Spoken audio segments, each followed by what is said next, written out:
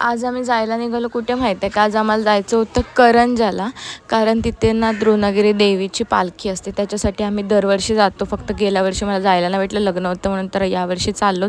आणि मी खूप वर्षांनी बोलायला गेलं तर सिताराचा प्रवास केला आणि सारळ पुलावर गेलो. तिथे आम्हाला ना सिताराच भेटत नव्हता.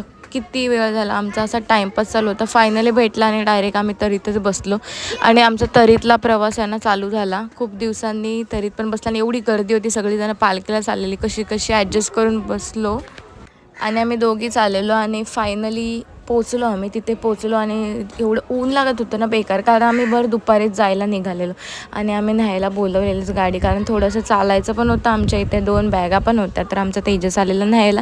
बॅगा कशा ॲडजस्ट केल्या आणि ऑलरेडी सगळी पाहुणे येऊन राहिलेलीच तिथे.